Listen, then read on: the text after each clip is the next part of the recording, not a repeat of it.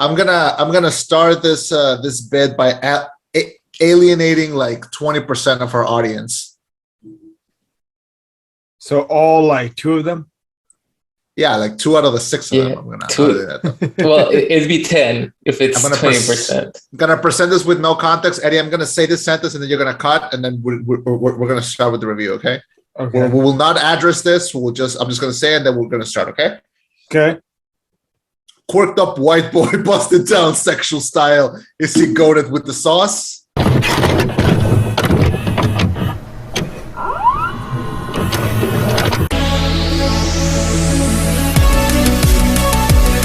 What? All right, let's go. Let's do it. I don't get it. Thank you for welcoming us into your headphones. My name is Chema. I'm Eddie. I'm Jimmy.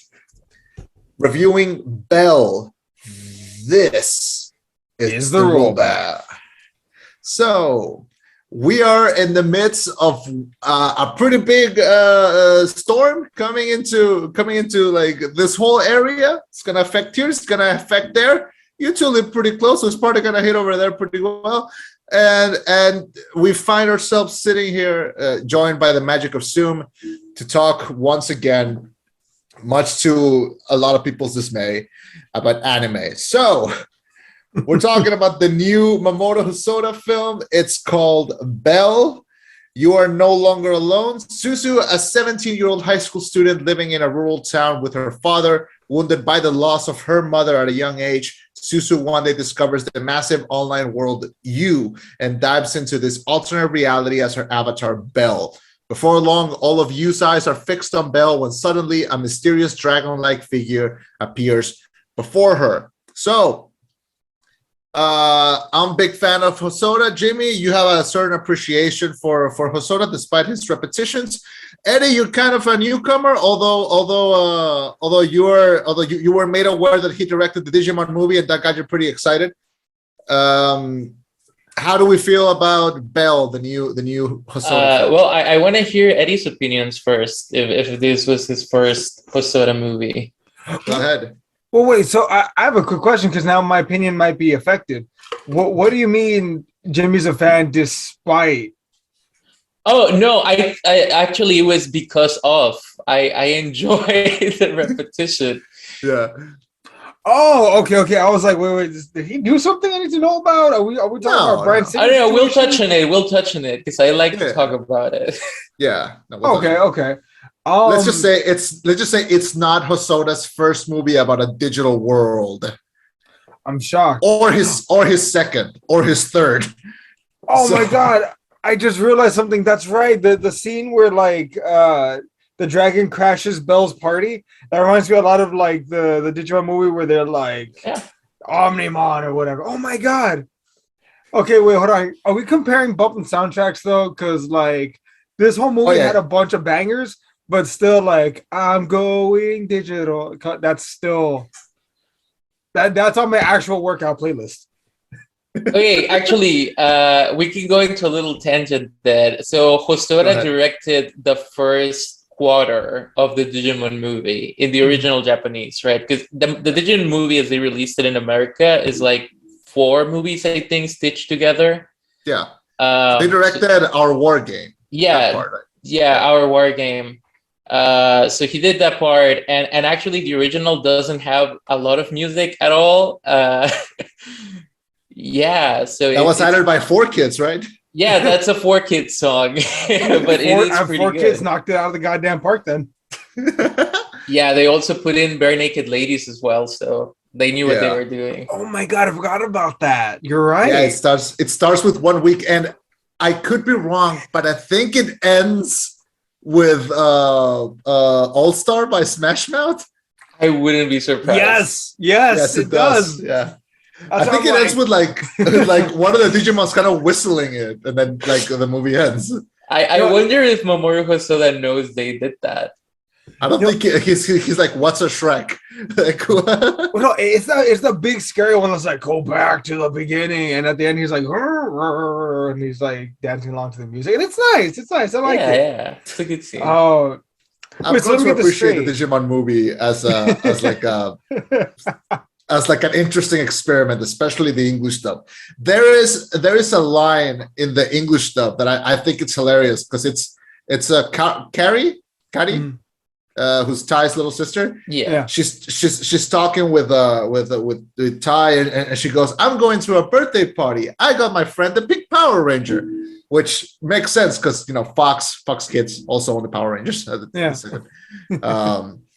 We're not talking about Digimon movie, but so Hosoda did that, and we have this belief that Hosoda wanted to do like a digital world movie, but he was restricted by having to use a Digimon IP. And when he was finally free to do his own like a sci-fi digital world movie, he made a little movie called Summer Wars, which is has a digital world very similar to the one in the one in this movie. Jimmy, do you remember the name of that digital world? Us. It was called Us. So OZ. Yeah. Which had two guardians, which were whales, much like the giant whale in this one. So we're not saying Hosoda is ripping himself off. But I mean, yeah. But yeah. So, but we have this movie, and I want to talk a little bit about all the elements that are combining in this. First of all, we have Hosoda, who has directed nothing but bangers. I think all of his movies are excellent. There's not one of his movies that I don't like. There's not one of his movies that I don't love. I love every part that has been. The only movie that I haven't seen is his One Piece movie, and I'll see that when I watch One Piece. At least a little bit more. Pretty good. I've heard it's good, yeah, and dark. But he's been really good at doing a really good character story, really good drama, really good fantasy and sci-fi, and for delivering really strange and really I don't know where third acts, and that to me is his signature move, the random third act. But he's not the only one working on this. Studio Chizu, his studio is like backed out. So they're there. They're working on all cylinders. Also his last movie, Mirai, was the first anime movie nominated for an Oscar that wasn't done by Studio Ghibli. So it's a big thing. It's a lot of weight. You have another animation studio, Cartoon Saloon. They're an Irish animation studio who to me, they're the unsung heroes of animation. They've done movies like The Secret of Kells, The Song of the Sea, recently Wolfwalkers. So the fact that they came in to do all the background and digital work for the digital world, that was awesome because it really mashed out the two styles. So this has everything in its favor to be a slam dunk, a home run, and to be one of my favorite movies of the year, if not of all time. And I'm glad to tell you that I think the movie is okay. Really? Wow. Okay. I'm actually really shocked at that. I was really expecting more of a positive reaction from you, Chema. Like, you're the one that recommended this movie. I know. Now I'm curious. Here I am. We'll get into it, but those are my pluses. Those are the things that I was excited about. I was really excited by all of those things that were coming together. It's like when you come up with an idea for like a recipe, and you get all these great ingredients, and then you put them together and you realize that it's good. But it's not maybe great. the hype was better than I'm hoping we can convince you of the opposite as we go through the podcast. I am open because I like this movie. I didn't love it as much as every other Hosoda film. Okay, like I don't have a least favorite Hosoda film until probably now, but we can get more into that. I'm really interested to hear what y'all think. Yeah. First, yeah. Jimmy, I think you should go first. I'm sorry, I'm currently going over. I might have some questions on the casting names. Just FYI. On the characters or on the cast? Oh wait, quick question. Eddie, did you watch this subbed or dubbed? I'm a simp, so dub. Hey, dubs are good. Honestly, anime dubs are good. I'm not gonna lie to you guys. There's no way I would have had if I was in my home, pretty easy to watch his sub. But if I'm at a theater and I need to keep up because I have to pay $11 to rewatch it the second time if I miss something, Yeah. No, it's got to be dubbed. I actually saw this last night at 9:45, so I was at the movie theater till almost midnight, so I could watch it dub because I'm like, I'm not gonna fuck this one up. Hey, there's no shame in dub. I want to talk a little bit about the English dub actually, because weirdly enough, there's a lot of big names in it. So we'll talk about that in a second. Jim, you wanna give your thoughts? Yeah. So, like we mentioned before, this is a sort of repetitive movie. I think that might be one of the reasons why it doesn't hit as hard. Because we had two previous ones, right? And actually, they all three of them follow the same beats. They all start with an establishment of like a friendship, then some sort of mystery on the online world, and then the internet comes together to support the hero during nearing the final act, and then both Summer Wars and this one have an additional little bit at the end after that to wrap things up. So even looking at it that way, they are the same movie if you really want to put it that way. Yeah. But the thing is, I feel like this one did its own things to stand away from that, because Summer Wars and Our War Game, other than the name, they are both based on the movie War Games, and they actually do have the exact same plot about stopping a missile, that's about to land and whatnot. And I'm sorry I'm spoiling this one for you, Eddie, but it's still worth a watch because the strength. Well, I mean, Our War Game is just a Digimon movie, and it's a 40-minute movie. It was his first job, and he just kind of does it, right? And it's really straightforward because we already know the characters, we already know what they're up to, we already know the world, and the strengths that come into Summer Wars is all the world building, all the character building, all the character moments. They are very tender, and it is ultimately a movie about family and a little bit about romance, but mostly about family. And then it's a pretend friends to lovers. We love that trope in this house. yeah, it is pretend lovers to real lovers. Yeah. Because I rewatched it recently, and actually, because my idea when the first time I saw it was that this girl came out of nowhere, but it turns out that they had been friends for a little while. Yeah, they were aware of each other. Yeah, so that's why she came to him. Particularly because I guess he was her type in some ways, which is also kind of cute. I mean, but then, creepy, but kind of cute. She is kind of creepy. She's for being a female main protagonist, she's a little creepy. But then in this movie, it's also very character driven, but it's a lot more mysterious. The original Summer Wars gives away its mystery in the first act, essentially. But in this one, they keep you guessing. It introduces a lot of characters that you think it's going to go in one direction, and then it goes in another direction entirely. And that's where the unexpected third act you mentioned comes in, right? Mm-hmm. But I feel like all in all, it's really well done. Like even in the very short time that we have in this world, I felt really engaged with all the characters and all their motivations, and the finale felt really earned to me. So yeah, I actually am a huge fan of this movie. I watched it in English as well, because also, I mean, if I'm gonna be at the theater, I want to be able to understand it and engage with it with more ease than I would if I was reading subtitles. I am sorry, I am stopped by the 6-inch barrier. But I really enjoyed it, and I really enjoyed the songs. I actually think I like them more in English. I feel like the voices work better. But I haven't engaged with the Japanese versions that much. Which ones do you prefer, actually? I haven't gotten a chance to hear the songs in English. I've only heard them in Japanese, because when I watched it with the Spanish stuff. So yeah. I'm doing what you two did, but adding a third dimension to that. And they just kept the songs in Japanese, and I like them. They were pretty cool, but I haven't gotten a chance to hear them in English. Yeah. Well, I think it's your go. What else do you want to talk about? Eddie? So a couple things I'd like. So I'm not kind of on either real side of the radar. I enjoyed the movie, but also didn't. It didn't completely blow my mind. Although for what it's worth, I was expecting a lot more cringe and a lot more like, yes, the power of friendship.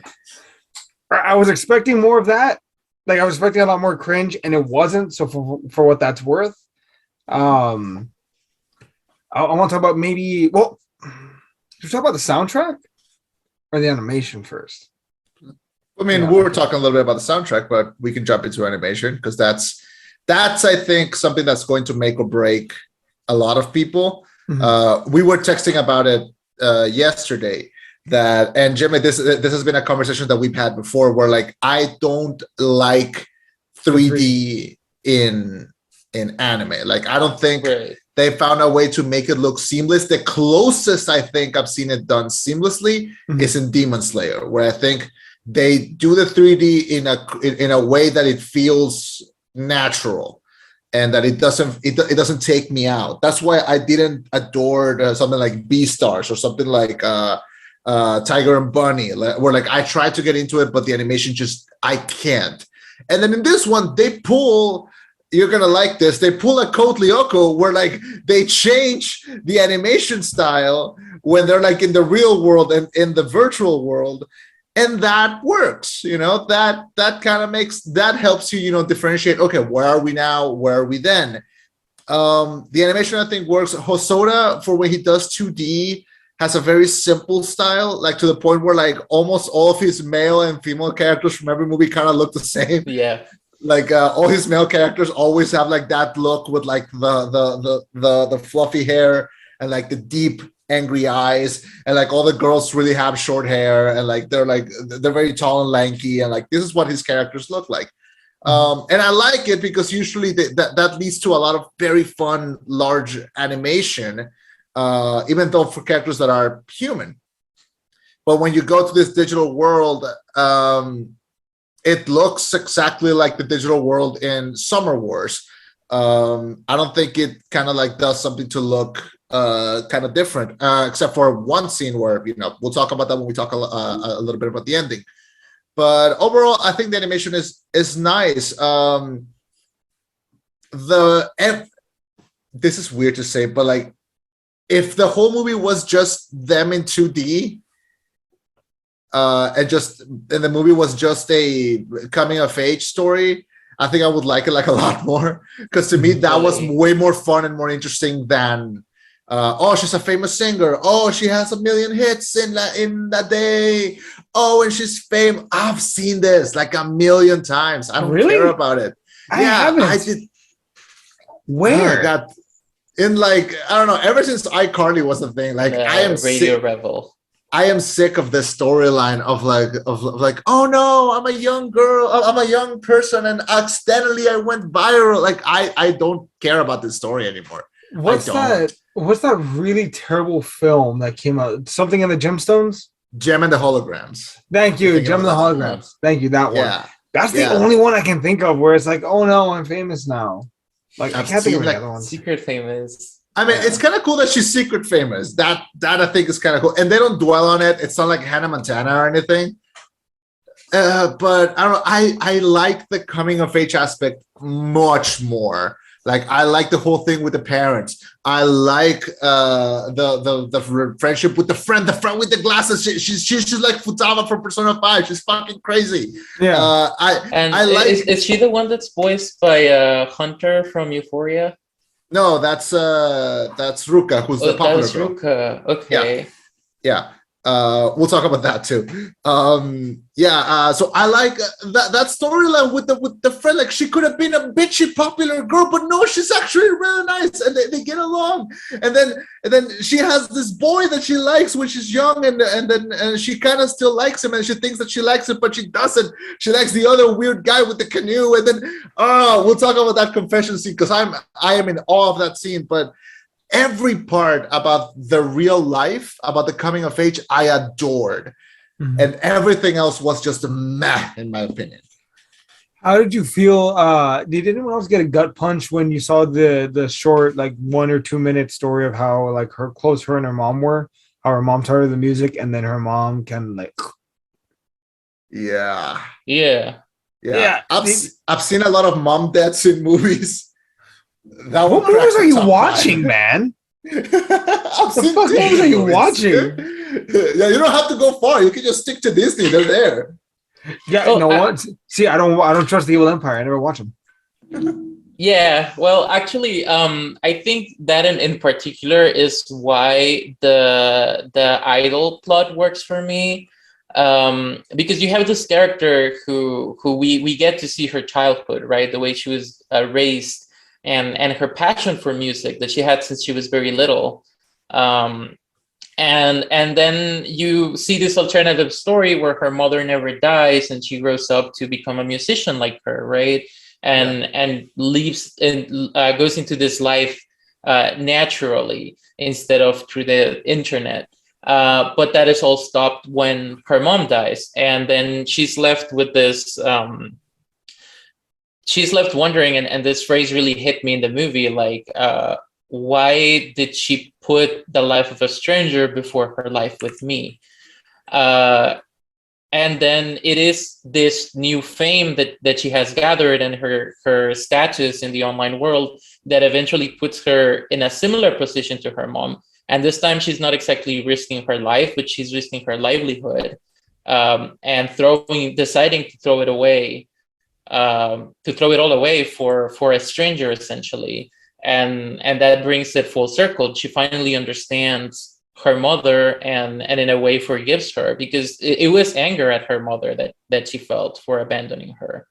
And it finally gives her that closure. And I think that arc is really powerful. That's for me, that's the central theme in the movie, and all the slice of life stuff that happens. It's just kind of complementary to that.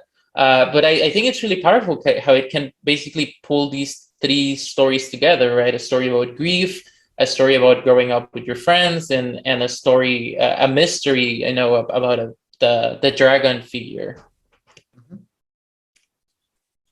Go ahead. Come on, you first. You haven't talked at all. I'm sorry. No, you're good. No, I was gonna crack a joke actually. Go. When she's first singing this song, not the opening bit. The opening song is great. It's pretty good. I like it. It was uppity. But when she's first in the digital world, first singing for the first time, everyone's like, "Who's that?" I texted Chema in the movie theater. My movie theater was empty, for the record, by the way. I don't text. Sure. Yeah. I don't text. Again, I went. It was almost 10 o'clock to this anime movie, this dub movie. I texted Chema. Elsa can kick Suzu's ass. Elsa can kiss Suzu's ass, and I still firmly believe that. The music in this one, I don't know if the director wrote the songs himself or if he hired someone. He did, even in the English dub. I don't know if he worked in the English dub, but he wrote the songs. Yeah, because originally he planned this to be a musical. Like he wanted Belle to be a musical. Whoever produced the English songs is a god, frankly. But I thought put the whole pussy in cool.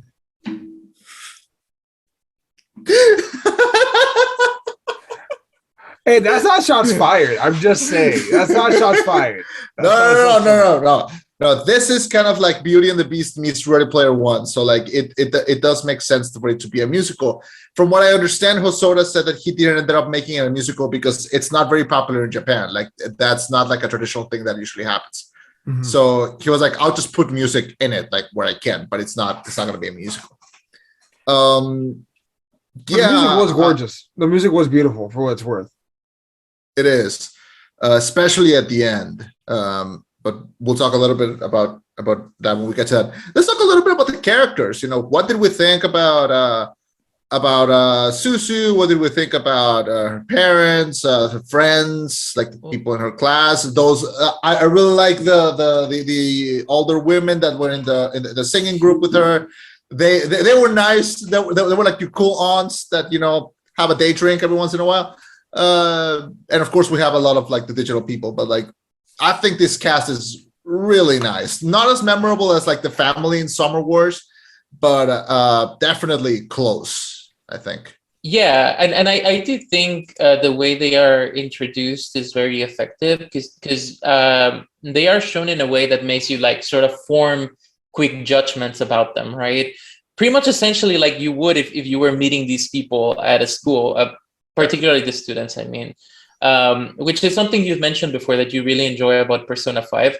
That the way you're first introduced to character is not exactly the way that they are, and it's like you mentioned with Ruka in particular, it's kind of built up to is this like an evil bitchy popular girl? Like, is she the one that started the rumor that Susu was going out with the top guy at school? And it even has a fake out because she wants to talk to Susu and whatnot, and then you get that entire little love story that she has with the other guy in the movie. That's just adorable. And Kamoshin too, because Kamoshin gets introduced as sort of like the class clown, and no one really pays attention to him, and then you find out that he's sort of friends with Susu later on. Yeah. What was his sin? He just liked canoeing. Like what was so nerdy about that? Canoes are cool, man. Yeah. The way people were looking at him at school, like he was some sort of demon. It's just like, man, I would join his club. Yeah, that seemed fun. If there was a river here, I would canoe. Like that seems fun. I did it I did it once when I was in Austin, and I had a fucking blast. So. What a bunch of judgmental little fucks those kids were. Oh yeah. The rest of the school, Ruka was a saint in this, guys, but the rest of the school was pretty terrible, like most high schools. Yeah, but that's the high school. Go ahead, dude. No, I was gonna say, did anyone else kind of find that as a red herring when I'm sorry, canoe guy? What's his name again? One more time. Kamoshin, yeah. Did anyone think that was red herring when Kamoshi was turned out to not be the dragon? I was so sure. I was like, it's him. Because her crush is too fucking obvious. The real thing would be if he's going through pain. Because typically, the people that are like the happiest, the smiliest, they're the ones that are going through the most, emotional state. Or, typically sometimes. I did feel that a lot through the movie. Like I was certain at one point that, well, when I saw the trailers, I thought, oh, it's for sure gonna be the crush, the high school, the childhood friend. But then watching the movie, I was like, no, you're right. That's too obvious. It's gonna be the canoe guy. He's probably like struggling inside. He probably has some kind of illness or something that like he's got some shit to work through. Yeah. I feel you. That thought never crossed my mind. Really? Like never. Like not even once. It's called reading between the lines, Chema. Yeah, right? If you see movies a little more often, maybe you'll notice. And I think there's a lot of reading between the lines in this movie, and a lot of little red herrings or signals that you can get about it. Red herrings and Chekhov's guns and. Oh yeah, it has everything. It has Maltese Falcons and MacGuffins and gagoos. Is it just me, or maybe I'm not around the internet enough? Knock on wood. Wasn't there a lot of bullshit with like the people who kept commenting like on things? Like every time something would happen, you'd hear voices of people being like, "Oh, that's so fake. Oh, this. Oh, this, whatever." Like, is that shit real? Because I've never actually seen like that toxic part of the internet. Yeah, that was actually too real. Like, and actually, if you go into any YouTube comment section of anyone sufficiently famous, you will find that. And it happens a lot on TikTok and websites like that. I actually felt that was very true to life from the movie. Yeah. Yes. Because Eddie and I talked about it when we reviewed Scream, like the new one. Because like I don't know if you've seen it, Jimmy, but there's a lot of like a big topic around is like toxic fandoms in film. Like it is mentioned, like it is referenced like hardcore in the plot. And Eddie was like, "Does this happen?" I'm like, "Dude, does it happen?" Yeah. Yes. And we are contributing to that discourse every Saturday morning.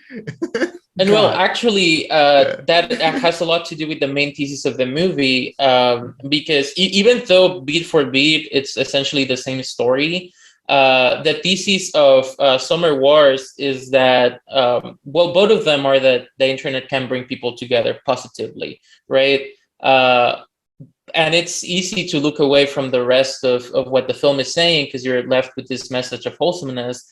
But in Summer Wars, it's mostly about the dangers of ultra centralization in the internet, because it creates this social network, right? More, a lot like you, that is essentially like a super Facebook, and everything is controlled through us.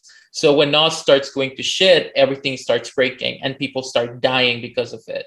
So that movie is about like, hey, the internet is good and it's great that we can all be together, but if you depend on it too much and it breaks, if you put too much responsibility on one entity, it could very well destroy the world.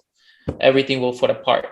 And then in this movie, it's more about the people than the corporations. And this movie really is mostly about like how you never know what's going on the internet, or who is at the other side of the screen and what they are going through. And I think the scene where that is most apparent is when they finally figure out who the dragon is, and they are looking at this child's stream, right? Where they are being abused online publicly for all to see, even though they don't have a lot of viewers. But the brother looks at them and he's like, you're just bothering us like everyone else, right? Like it happens to him very often, that because his brother is obsessed with streaming, like a lot of little kids are nowadays, the trauma their family is going through has been exposed to people who have been engaging with it for entertainment. And we do see some commenters like pop in and be like, look at these losers, they're getting yelled at on screen. This guy thinks he has fans, no one's even watching him. So that's what the movie wants to talk about, right? Yeah, and there's a little bit of commentary on how, you mentioned directly, the internet can be for good, which is what they end up doing. They see these kids being abused and they immediately go like, okay, how can we help? What can we do? They immediately track them down and they immediately find a way to help them. I got a message from a friend of ours like this morning who I mentioned the movie, and she was asking me like, oh, is it good? Like, can I bring my family to watch it? And I was like, no, yeah, it's good, but definitely. But like the end, it's like that, like domestic abuse scene was like, you kind of forget how realistic and like strong it can feel just because it's animated. You kind of feel like it's a little bit safe, but no, that felt heavy. Yeah. And it got like a little bit complicated to like to be like, I mean, sure, yeah, take your family, but like be aware that this thing happens, like kind of like a trigger warning, because it was heavy. Like when I watched it in theaters, I was also kind of alone. Like I was the only one for like a bit, and then this mom and this kid came in, and we were like the only people in the theater, and I was like, ugh, like that's gonna be interesting. That's gonna be an interesting car ride home.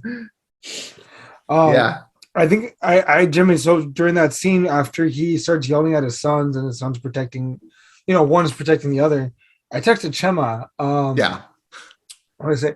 Texted me a lot about that. I needed someone to talk about. Okay, I needed someone to talk about that, and they didn't want to go watch the movie. I put down that dad needs to be taken to a shed and beat with a 2x4 until it's whittled down to a fucking toothpick. Because like it makes sense that, and I remember at some point earlier in the movie, there was a father.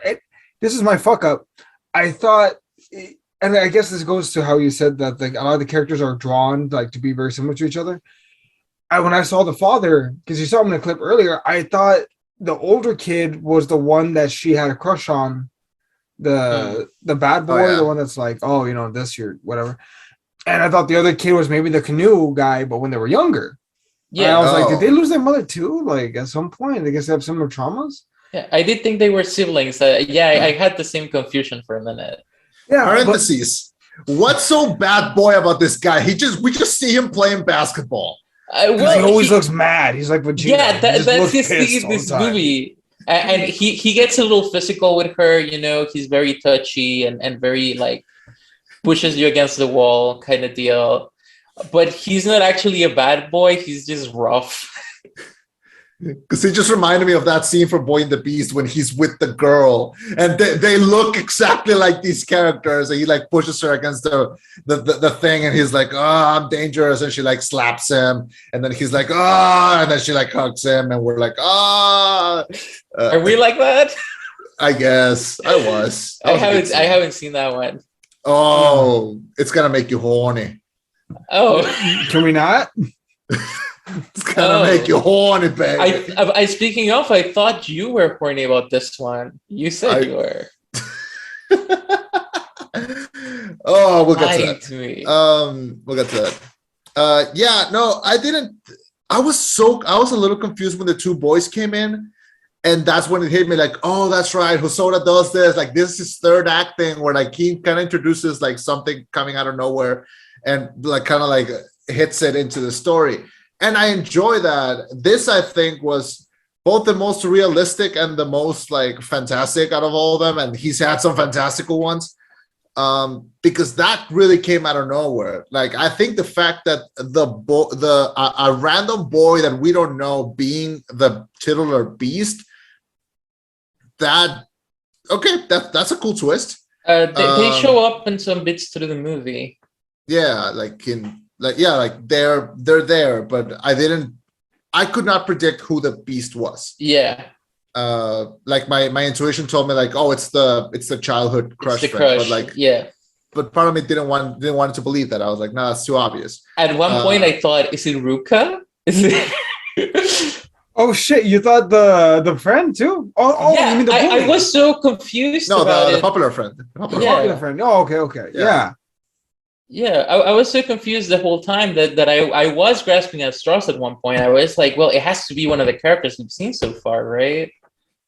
But then it turns out to be a character that we barely like saw in passing at one point. Yeah. Something that was kind of funny, and the commenters in Letterboxd had a field day with this, was when he finally finds the boy, the two boys, and she's with them, and it's raining, and she protects them, and the dad goes away.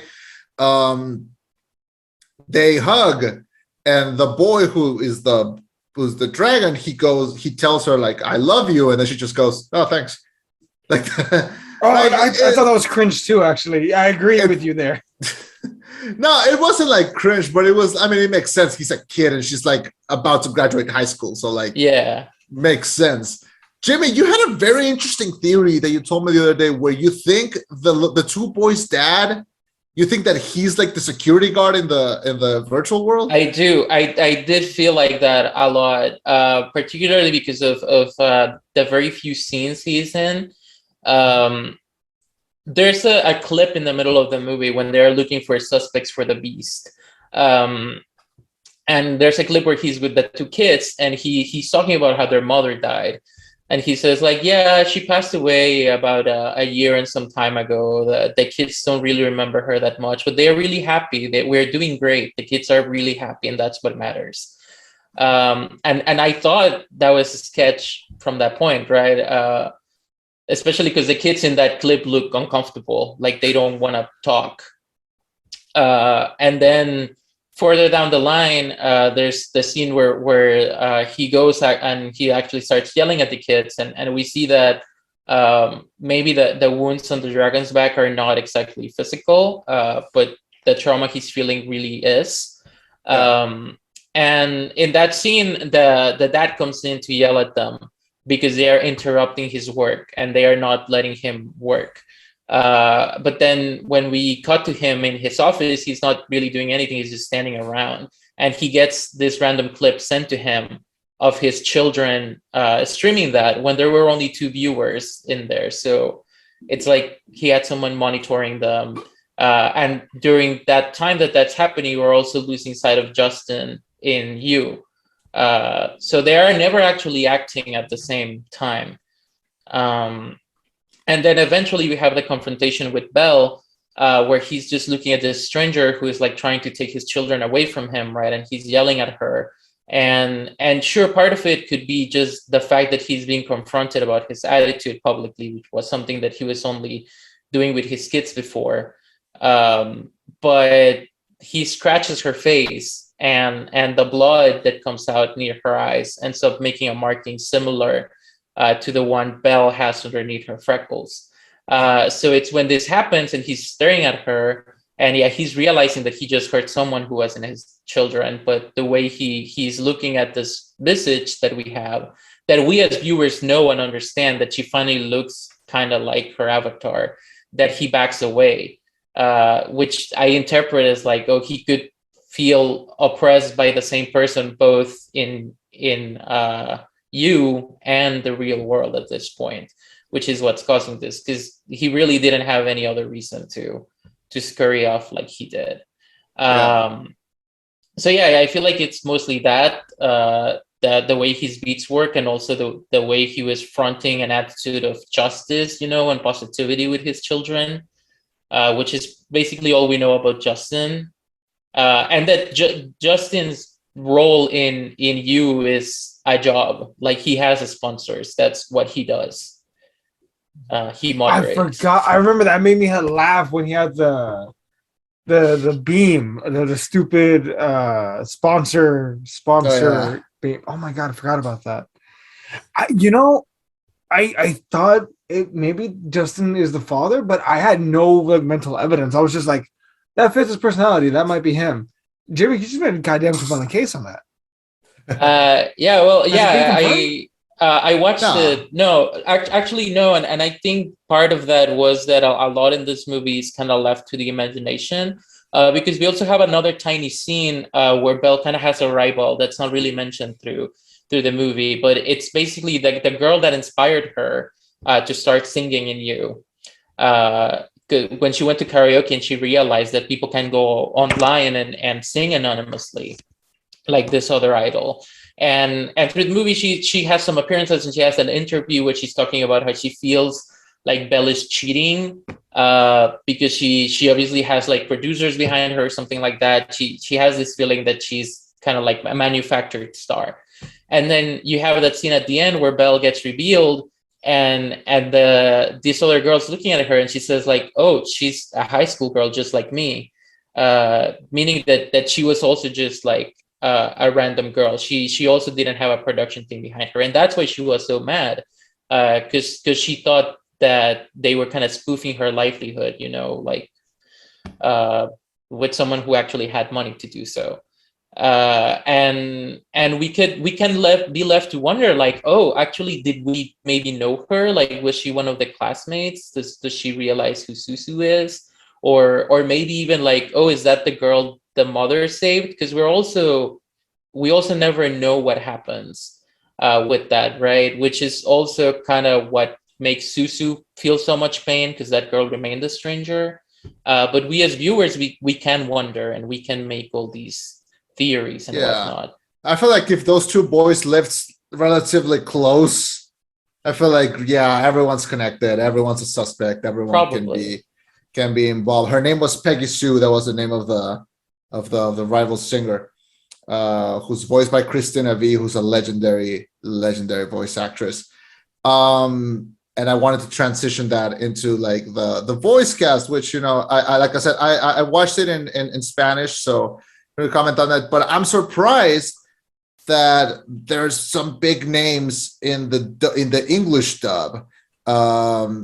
Particularly, for example, Shinobu, who's the childhood friend. He's played by Manny Jacinto, who's in The Good Place. He's Jason from The Good Place, and which is weird because to me he's like a dumbass, and then in this one he's like brooding, serious character. When like I hear his voice, and all I think is homie, and then we mentioned Ruka is voiced by Hunter Schafer, who's killing it in Euphoria right now, and who I know. I barely discovered her because on Halloween she dressed as Maka from Soul Eater. So she's quirked up with the sexual style, with the sauce. Yeah, she's definitely busting it down sexual style. Yeah, so if she likes anime and she managed to bump into to get into this, good for her, man. Good for her. Everyone else is mostly like new people or like well-known voice actors. But I was shocked that like those two are there, and they're not like the main characters; they're like side characters. Yeah, that's like something that like attracted me. Eddie, I'm trying to like. No, Yeah. you're good. No, you're good. No, look at it like this, man. This is like a DC movie where like I Oh can yeah, I can go and not shut the fuck up. yeah. I got so much to say. Don't worry about this and the fact that it's like my thoughts are kind of few and far between. It's not a bad thing. It's more like I have very precise like notes on the film, so don't worry. I'm not All right. prepared to ramble on about like the characters or the actors. I All I don't right. know these people. Like this is I'm stepping into your world right now, not the other way around. Yeah. So no, dude, don't worry about it. Yeah, Chema, Okay. you're the one who needs to take us down this trip because all I can say about the voices was that I felt like Kamoshin's voice in English was very fitting. Okay. Yeah, he sounded like he looks. And then I saw that scene you sent me, the Yeah. confession scene in Japanese, and Let's talk about that scene. Yeah. his Go voice ahead. is way too deep. Yeah. Okay. I need to talk about two scenes in particular in this movie. The first one is that one. Mhm.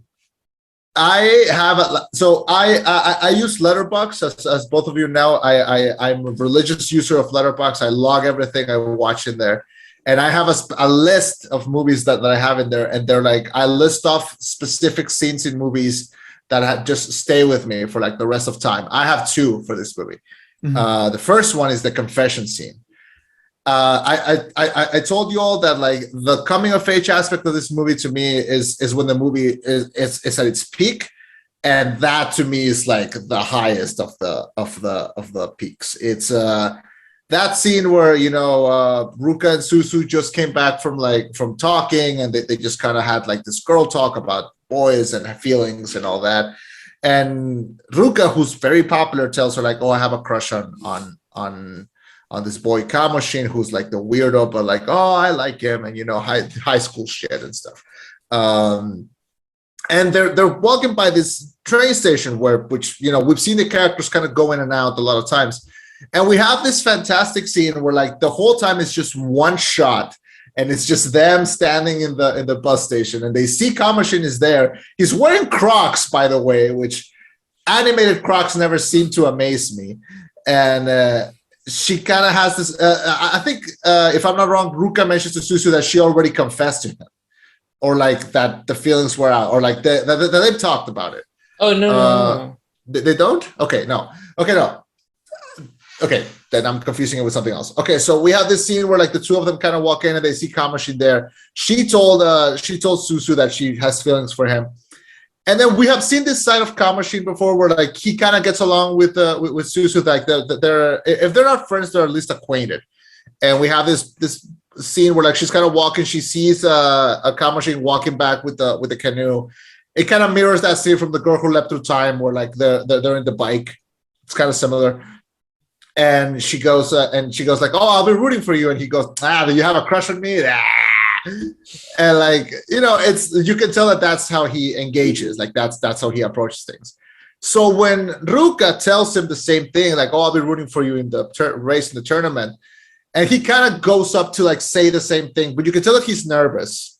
So there's like an established thing that maybe he has feelings for her. Maybe it's because she's so popular, but he jumps into that immediately, like, "Oh, you're rooting for me. Does that mean you have a crush on me?" And then she just kind of like looks down, and it's quiet, and then he's like, "What's happening?" And then Susu like kind of like, "Yeah, bro, like catch up."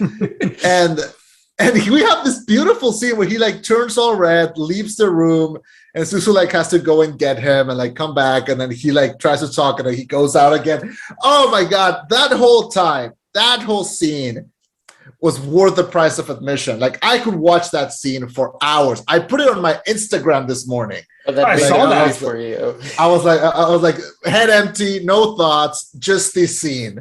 Like that was all that was in my head, and I adored it. I adore the fuck out of that scene. And so to me, like that's the highlight of the coming of age part. Like that confession felt so natural, so sweet, so innocent, so romantic, and I ended up really liking it. Why are you nodding your big ass head? No, okay, look, I wanna look. This was a few times I've got something to say about the scene. Okay. I'm not gonna hate on it. It's just like Okay. I can't watch cringy scenes like that. I can't. It was So- mega cringe. Like okay, look. There's an episode can compare. It's by no Yes. means the exact same Yeah. thing. I just want to make a quick comparison. Please Look, do. there's an episode of Ed and Eddie. I think it's a Valentine's Day episode. Oh shit! Look at Chema. Where like all the boys are crushing over Naz, and like as a child, even to this fucking day, I've never actually seen the episode from beginning to end in one shot because of how cringy it all is. Because they're all crushing and falling over their feet for her. I can't watch scenes like that. So when you tell me that's your favorite scene, I'm like, I understand, but no. See, to me, that scene was not cringy. To me, that was kind of sweet, and it reminded me of like innocence and like coming of age, and like that is more accurate to how confessions worked in high school. Like they were awkward, they were cringy, they were not dazzling and super like productive. They were very. That's why they okay.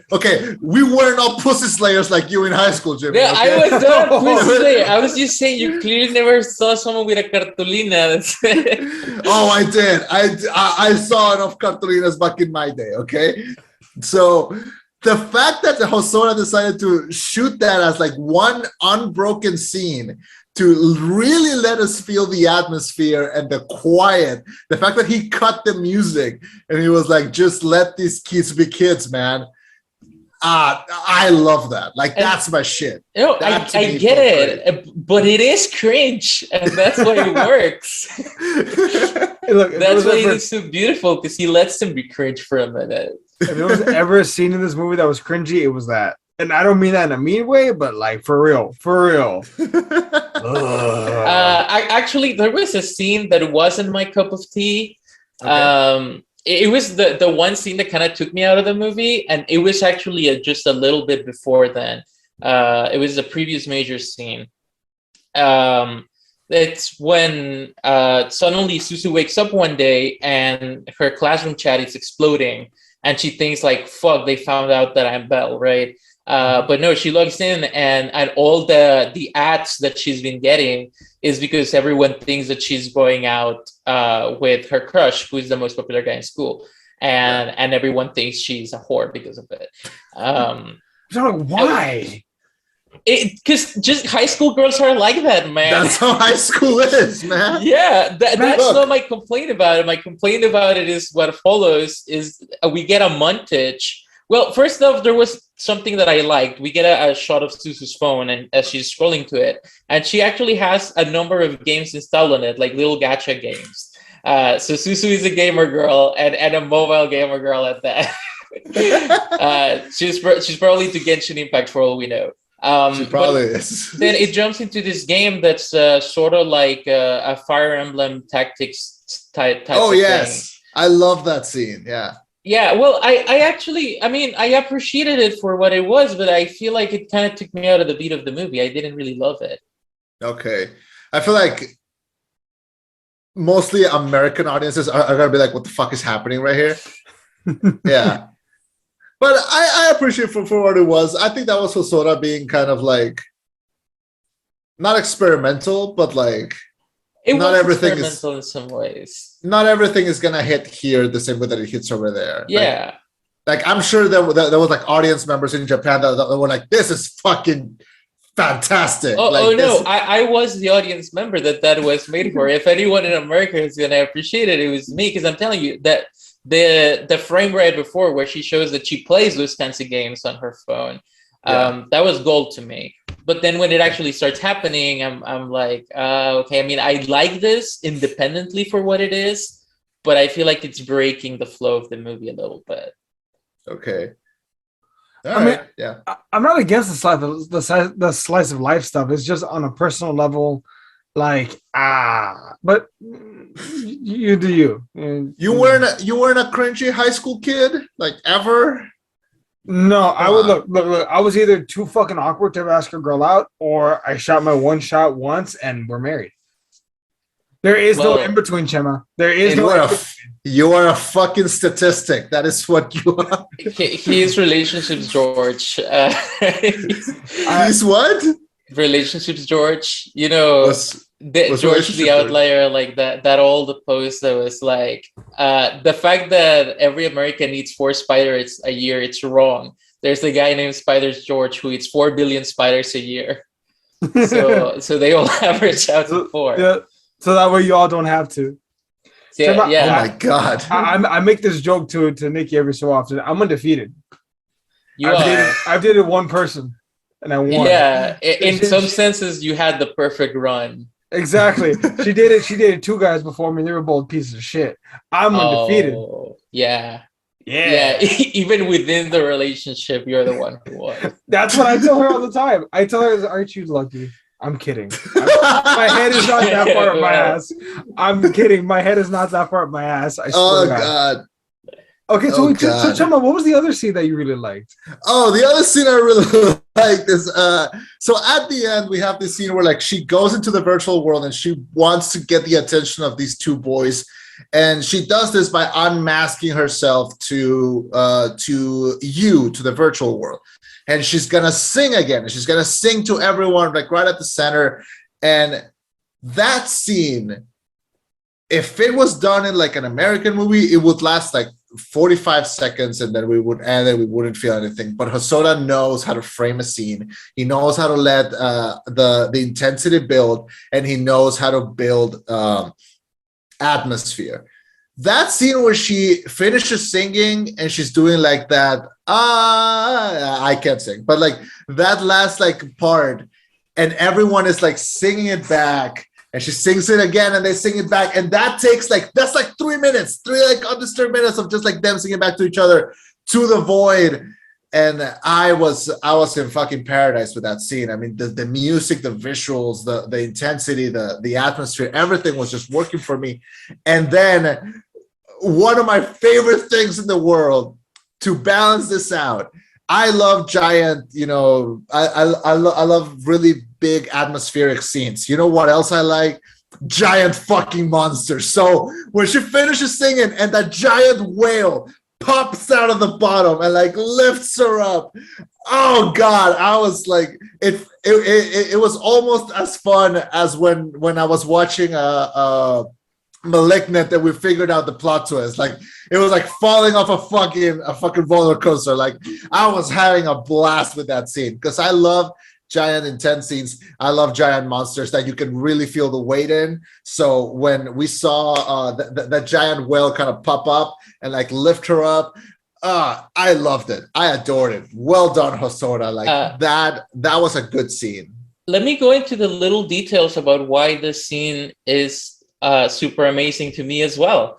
Yeah. So first off, I feel like the reaction people have to her unmasking is incredibly realistic because she goes up to Justin and she's like, "Shoot me, fucking shoot me already, you bastard!"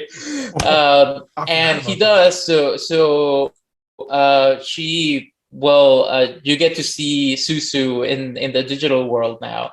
And initially, people's reactions are stuff like, why the fuck is she doing that? Is she doing it for attention? Does she want to be the famous one now? Like, oh, it was better when she was hiding away. Like, who does she think she is? Like, just because she's famous, she can start singing. And I feel like these initial reactions of a skepticism are something that people tend to do when they are not sure if they can be candid. It's sort of like a self-defense mechanism, you know, to take the world with that kind of, sardonic sort of view on things. But then those same people later in the scene, after everyone is engaging with Susu and her singing and her the emotions that she's feeling at that moment, those same people who initially were apprehensive and even irritable about it are also joining in and singing, and pretty much the entire website is into it because you break that barrier, right? Like whenever you're presenting something to the public, you are always sort of like fighting them. And this is a concept that they explore in a manga that I recommended to you before. It's called Shoha Shoten. But it's basically when you want to appeal to someone emotionally, there's always a barrier that you have to break. And once you break it, the same people who were against you at one point are going to be with you. So that's something that I really liked about that scene, how we get to see it. We get to see the toxicity evolve into empathy. That was fantastic to me. And then other than that, there's the visual cues in the scene, because this scene actually brings together both Our War Game and Summer Wars. And it shows that Hosoda hasn't forgotten either of those movies or isn't trying to like replace them with this one, but rather just that this is an evolution and a continuation of this story that he's been telling. Because at the beginning, when Belle appears after being kind of like this away for a while, you know, because after the whole thing happened with the dragon, she's been going incognito for a moment. When people notice her, they start to bunch up around her and they curiously make the shape of an egg. And that scene is taken straight from Our War Game, when all the messages start flooding in and they transform Gabumon and Agumon into Omnimon. All the messages form an egg around them. So that cues us into the transformation that is about to happen with Belle's character. And this time it's visual because she gets shot and then she transforms back into Belle eventually. But it's mostly an emotional transformation, right? We're about to see Suzu transition into being a public figure and also into self-realization by achieving that closure with her mother. And then a little bit later, like you mentioned, the whale breaks through.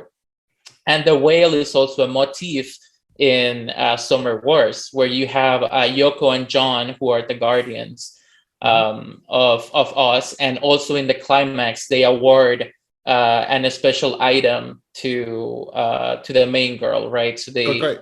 Yeah, to Koi Koi. So they also in that movie they also show up at this very crucial moment to just signify sort of like a victory in a way, and that's the same way that the whale does it in this one. So you have those very two strong, very obvious visual callbacks to the previous two films that I just adore. I think we could call Our War Game, Summer Wars, and Belle kind of like an unofficial trilogy, digital world trilogy. You know how kind of like Iñárritu has like his Dead trilogy and his 3 movies that have nothing to do with each other, or like some directors do that. I feel like maybe that's what he's trying to do, unless he does like a 4th one and a 5th one and a 6th one and he just runs out of letters. He just runs out of letters to refer to like digital worlds. I really feel because the beats are the exact same between Our War Games and Summer Wars, that Summer Wars is essentially his version and his remake of the story he crafted for Our War Game. But this movie really does feel like it could have been a sequel to Summer Wars. It could really exist in the same universe. Kind of surprised it doesn't. But no, I agree. That's a great analysis. See, I was there mostly for the giant whale, like, but I'm all for rebirthing scenery and motifs. Man, no, I adore that scene. Like, to me, those are like the 2 scenes that stand out, both in like the virtual world and the real world.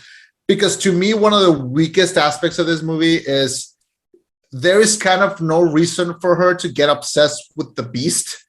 Mm-hmm. Like, he kind of just shows up in one of her concerts and kind of ruins it and runs away. And now she really cares about him and like has like a whole like kind of romance scene. Like, yeah, I mean, she was interested in that, but like, it's kind of weird. Like, why?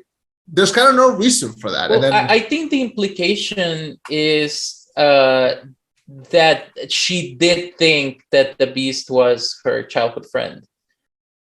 I think that's kind of like the sense we get at the very beginning, because then she does form this obsession with figuring out who it is, because she feels like she must know, like there must be a connection. So I think there's a hope in her that this beast is someone she knows. But there's also this motive through the movie that the only people who support the beast are children, because to them the beast is sort of like a symbol of rebellion. And I guess for most adults, it kind of looks scary and whatnot, but all the children kind of look up to him as something like he's so cool, right? Like he's the best at the fighting mini game in the planet.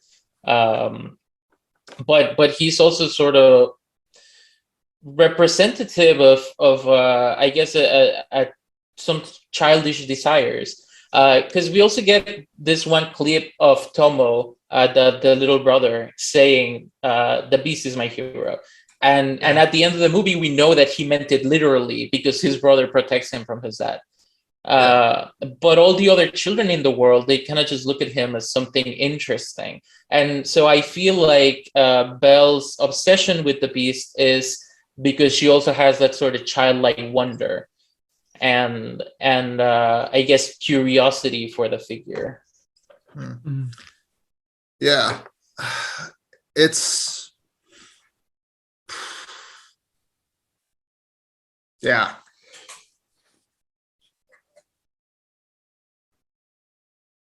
Give me a second. I'm trying to get back into this. Okay. Yeah, no, I feel like I needed to talk about the movie in order to really process it. Because like why I did like it, there are some things that I felt like kind of were not to me either appealing or like I've seen them before or like they worked in their way but didn't like processed in a good way for me. And I don't know if it's because I had an expectation. I don't know if it's because like, oh, I think Hosoda like is fucking like amazing. And while I did like the movie, I think I like it more now that we talked about it. But it's still, out of all of his movies, I think it's still, I think it's like around there. Yeah, low tier. It's lower tier Hosoda. I don't think it's like, this is not the correct way to see things, but like I see this movie and I think, okay, someone who doesn't watch anime, will they like this? And I don't think it's like the first thing that I would show them. It wouldn't be the first Hosoda film I would show them. I would show them Girl Who Leapt Through Time, or even like Mirai, or even Boy and the Beast. I think would be like a good starting movie. Wolf Children too. But I think that if you're a fan of Hosoda, I think there's a lot to like. There's a lot of Horaisms in there, and overall, I think it's a good movie. Like it's good stuff. Like it's like I will never say no to a Hosoda film. I am like a little scared that like because like his last movie Mirai was great. It was nominated for the Oscars, but it didn't got a big audience. Like they just like. I think only Hosoda fans like went after it. I don't think this is going to have the same bows as that. I heard it did really well at Cannes, but I don't know. I'm scared. I'm scared that this movie will just like fade into obscurity, and that's what I'm scared when, especially in animation, when it's someone I really like. I want everything that they do to be like amazing so that they can cross over. And sadly, I don't think this is gonna cross over. And that's sadly, just like Eddie, I went to see it actually the week it came out, not the day it came out. I think it was I went to see it on a Monday. And the theater was 4 people total, including me. So mine was 3, including very me. discouraging. I mean, but when did y'all go? Because I went on like a random ass Wednesday, like the very last showing of the day. Well, yeah, maybe. I also went to the last show. I went to the 9:30 one. So maybe that had to do with it. But I feel like, I mean, I go to the AMC all the time every day, and there's usually at least like 7 people per room. But then again, it's usually bigger movies. So I don't know how well this did on release, but I'm glad it did well at Cannes. I certainly hope people give it a chance. I do think it is a good movie to watch for your first anime movie, particularly because of Eddie's reaction. Because I feel like Eddie went in expecting something more shonen-y, something more cliche, and this movie is really not that. I was waiting for like a Kamehameha, a huge battle scene. Well, it kind of is. It is about the power of love, but it does it in a much more like emotional way than most shonen media goes for it. It's like it's a modern Beauty and the Beast, but it's better because it's about gamer boys and gamer girls. So. It's about VTubers, actually. It's about kayaking. And actually, I just watched Summer Wars again a couple days ago, and Summer Wars was also an extremely contemporary movie. I feel like Hosoda was exploring a lot of technologies that were out in 2008 when they started developing. Pretty much all the characters have DSIs in that one. Yeah. So that was very throwback because I haven't seen I mean, even when I think about old shit, I think about the 3DS. The DSI is ancient. It's a fossil. Yeah. But yeah, everyone there has one. And that was new when that movie came out. It was like, holy shit, they have a DSI just like me. And then in this one, like I said, Suzu is kind of a gamer. They have the thingies they use to get into you, the neural scanners. Yeah. They are their own thing, but they actually come in the case of the AirPods Pro. Yeah. It's the exact same thing. They look like AirPods, yeah. Yeah, it's like we saw. It's like Eddie and I reviewed Weathering with you, and I told him how weird is it to see like an animated film and people are wearing AirPods? Like that's fucking weird. and they also had the iPhones with the notch on them, the 12 onwards, and then the movie itself is about I guess the intranet in a way that he imagines it's gonna be. Because if you look at Summer Wars, Oz looks like a very cluttered kind of Facebook type deal. You know, it's all white. There's a lot of minimalist designs, straight lines, flat colors. And this was barely when Google was developing that design style, which is material design. And then in this movie, instead, the digital world is mostly dark tones. It looks a little edgier than Oz does, a little less magical. And I'm saying like Oz was visionary when Mamoru Hosoda made it. We look back on it, it looks a little retro, but it actually didn't look like the internet looked by then. It looked the way it was going to look 5 years from now. So now I don't know if 5 years from now the internet's going to look more like you does in Belle. But I think that's it's really interesting how current about technology those movies are. Yeah, and it's interesting because when I was watching Belle, I remember thinking like, I think the whole metaverse thing on Facebook is stupid. Mm-hmm. And I was talking about that like the morning that I watched that movie. I was like, yo, this whole metaverse thing is stupid. And then I was watching Belle like, this is wonderful. Well, like, the thing is, it's because they are very different concepts. And that's something that I really appreciate about Mamoru Hosoda. His vision of the internet has always been a vision where you can be someone else. Right, all the avatars in both Summer Wars and Belle represent sort of like your true self. You know, in Belle they're scanned. In Summer Wars you make them, but people can be anything the fuck they want, right? Like dragons and furries, and I mean King Kazuma is a furry. Let's be real. It's I prefer to see him more as a Digimon than as a furry, but you know, but sure. Well, and anyways, the thing is, the metaverse is more about selling yourself and your identity. And that's why that feels oppressive, because it's like, why would I be online to be like a 3D scan version of myself, you know, like... They'll never catch me. If I join the metaverse, I'm gonna make my avatar look like Lupin the Third. Exactly. Yeah, but it's like in the real world, you're asked... They'll never catch me! to carry all your problems into the internet. And Mamoru Hosoda's version of the internet is one where you can leave it all behind. Yeah. Which is good for escapism and good for fiction. Man, you guys just made me think about this movie a little more. I think my opinion improved, but I also just realized something. I think this is maybe the first anime movie I've seen in a very long time that I would think I would want to show kids. Does that make sense? And I mean that in the most complimentary way possible, because there are a lot of positive lessons to be taken from this. The more we're talking about it, about reacting to things, why you like stuff, escapism, dealing with trauma, progressing forward, and dealing like with emotional baggage and stuff. There's a lot of grief dealing in the movie. Yeah. Yeah. The more I'm watching this, the more I'm thinking about it, the more it's like this movie should be shown to more people. Like, I'm talking like shown like in schools, and I mean that in like a good way. No, totally. Wow.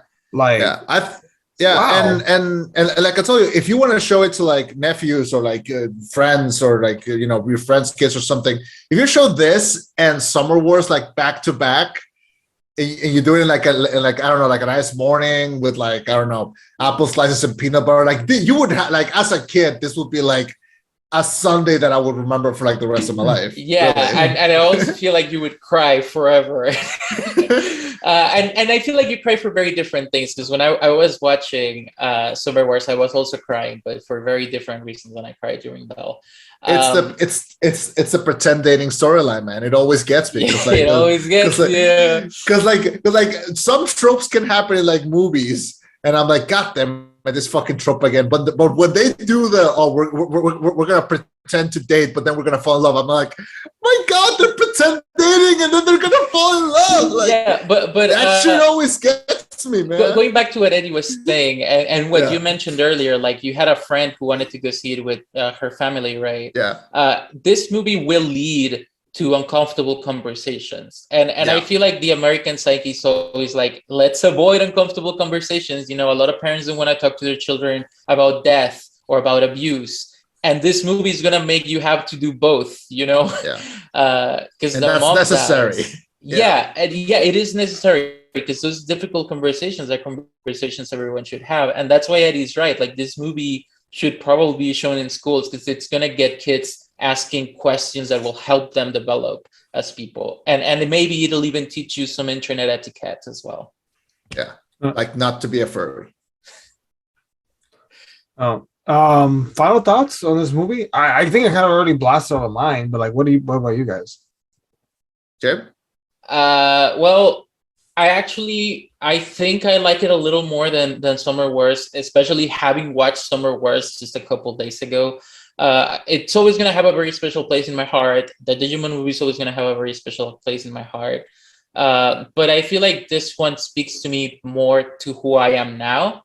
And I feel like that's a huge accomplishment. Like I was talking about it being contemporary.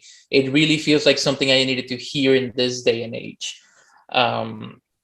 So it is a great movie. I love the music. It really, Elsa. I love Frozen. I don't like a lot of Disney movies. I really like Frozen. But this girl is, is it Kylie McNeil? She was doing the singing. She was incredible. She was doing the singing voice in English, yes. Yeah. So yeah, that was it for me. Would you score it? I would score it maybe, I think this is my first 9 out of 10. And nice. Yeah. Nice. That's nice. My final thoughts, like I mentioned before, I was a little bit underwhelmed, but the more that I think about it, and the more that we talked about it, and the more that we expressed, and we see a lot of the things that happen in the movie, and we discuss them. I see this show as like the replacement for you know that moment where like you leave a movie and you're walking outside and you're talking with the person that you went to see the movie about the movie.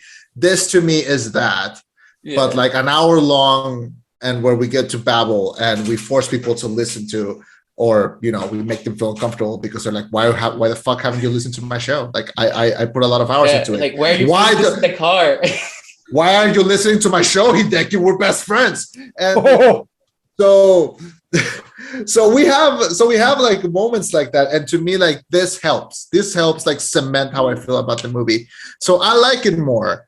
Now, more than I think about it, I don't know if I like it more than Summer Wars, though. I don't, and sadly, I think it's gonna live in that shadow. But ask me again in 10 years, I think this movie is going to age beautifully. Probably. As both a capsule of like how the internet looks at this time and how hopeful and wonderful it can be in the future.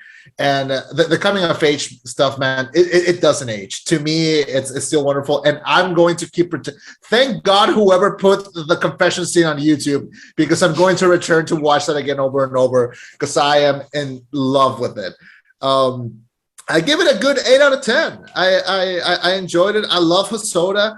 Like I said, I don't think there's bottom tier Hosoda, but I do. But if I had to rank them, this would probably be a little bit more in the bottom.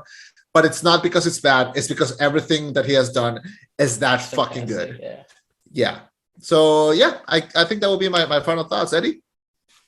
I think I started already when I said, like, you know, this is an important movie that should actually be shown maybe in schools. Like, it confronts a lot of dark things. No, I went into this movie 100% blind, and I came out of it happy. I'm glad I saw it. Nothing really negative. The music blew my mind. Now that you mentioned it, this does remind me a little bit of Code Lyoko, switching between the 2D and the 3D. I'm like, oh shit, you're right. Yeah. But no, honestly, nothing but positive things to say about this film. Did it blow my mind? I'll be honest with you, I liked Weathering with You a lot more than this. That's You are a big Weathering with You fan. Yeah, you were championing the movie. Yeah, Really? I actually really liked that one. That said, no, solid movie. I actually want to show it to my niece. I think she would love it. Oh yeah, you mentioned your niece really into Demon Slayer, right? Yeah. So I'm like, I need to show this to her. So I think I'm actually gonna show her Belle when I can download it. When I can get a VOD copy. Nice. But no, I would give it probably a B for my score, for my grade scale. I like it. A B for Belle. There we go. B for That Belle. makes a lot more B sense. stands for Belle. Oh my god, I just caught that. Oh yeah, I remember like when you were texting me about the movie, you were like, "Oh, so this is Beauty." Like by the end of the movie, you were like, "Oh, it's Beauty and the Beast. I just got it." Yeah. I was just, oh shit, okay. Yeah. Yeah. So that's the Belle review. That's the Mamoru Hosoda film. Tune in for when we come back in March and we do a 4-hour episode on the Batman, and it's only Eddie talking. So that's kind of what it's gonna look like. That'd be great. But the complete opposite. Oh, gentlemen, I'm gonna rule that fucking review. I'll give y'all like moments to talk while I like spout all my shit. All right, you ready to wrap it up? Yeah, I think Jimmy, do you know how to do the outro? I don't know how the outro goes, but thank you for having me. It's always a blast coming into the show. Thank you for coming. You're always welcome. So yeah, we're gonna wrap it up. Here. Thank you for joining us. If you'd like to hear more about our thoughts on movies, please check out our feeds. They're on iTunes, Spotify, YouTube. They're everywhere. Eddie, you can see his face on our YouTubes, and you can listen to. You can see like shorter term reviews in there that are probably more concise and more ordered because it's just him and it's not just me blabbing every thought that goes through my stupid head. There's also a lot more cursing. Yeah, a lot more coursing. Lot more coursing.